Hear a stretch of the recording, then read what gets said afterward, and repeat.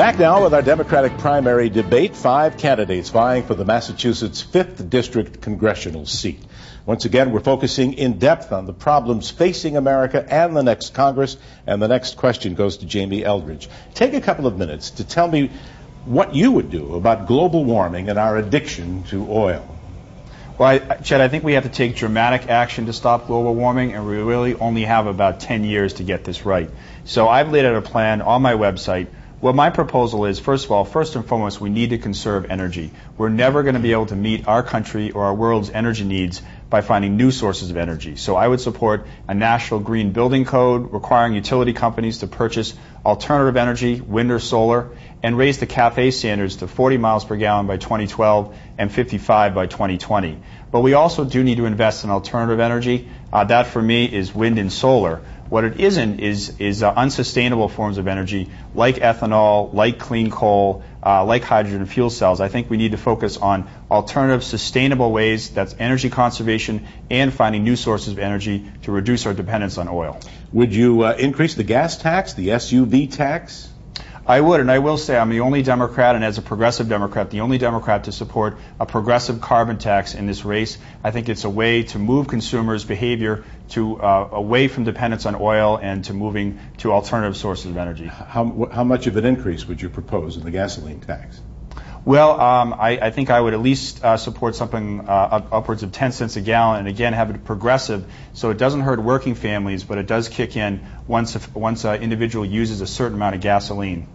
Are you in favor of the Cape Wind project? I am, and I've testified in support of it as a state legislator and very big supporter. Could you convince Senator Kennedy to be for it? Apparently I haven't, no.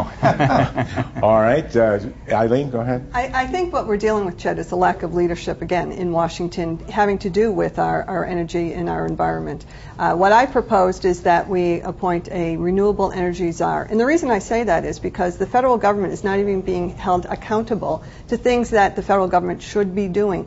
The CAFE standards absolutely should be renewed. Back to 1980, we knew you could get the mile per gallon up to 45 to 50 miles a gallon, and we're still talking about it in 2007. The federal government should be the leader in this, whether it comes to federal buildings, automobiles, 600,000 automobiles owned by the federal government, but without someone holding the federal government accountable, we're going to have more of the same, and that's what we need to change. Are hybrids the answer? Do you drive one? I don't. I wish I did, but I don't. But, you know, I think it's raised the awareness, and all of us have to do what we can. I mean, I have a Terra Pass to make myself carbon neutral. Let me ask you quick. Does anybody on the panel here drive a hybrid? My wife does. You do? So there's like half. But it raises an interesting question because I've always driven an American car. And I would love to drive a hybrid, but there are so few American cars out there that fill the bill.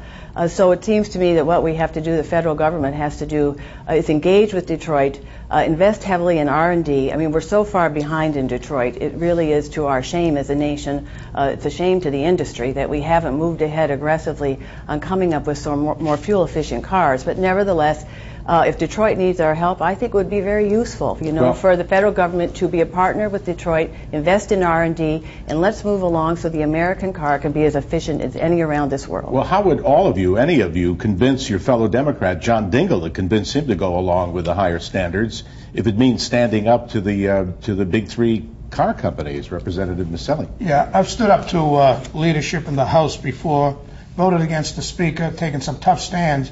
I'd have no problem doing that and trying to convince him that we've got to approach to solve this problem right now. As far as global warming is concerned, we've got to reduce emissions. The types of power that I would rely on are solar and wind. We seem to agree on that. And I don't drive a hybrid, and I drive an American car. I drive an American.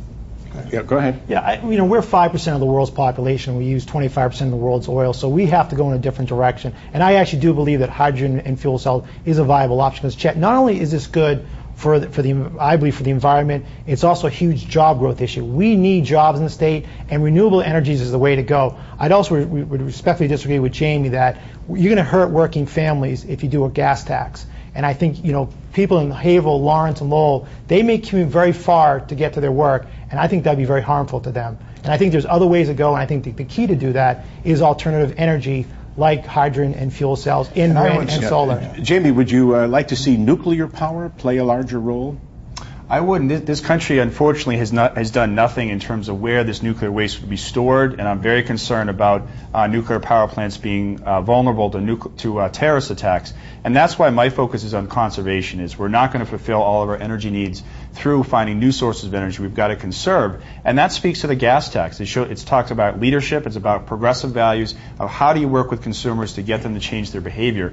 And we've got to stand up both to the Democratic leadership and sometimes to the American leadership to change behavior and change what's going on. But Chet, what I push for is tax incentives for hybrid cars, other ways of giving people incentive to become more environmentally friendly. And I'm just concerned that you're going to hurt working families if you add another tax. I mean, people are paying close to $3 a gallon. How do you do that? How do you send a kid to college? How do you do all these things? Pay a mortgage where we have some of the highest housing prices in the state. So I think you can't hurt the working family anymore, and that's why I'd be very concerned about raising gas taxes. And I'd be opposed to raising the gas tax for the same reasons, because people are having a hard time making it right now.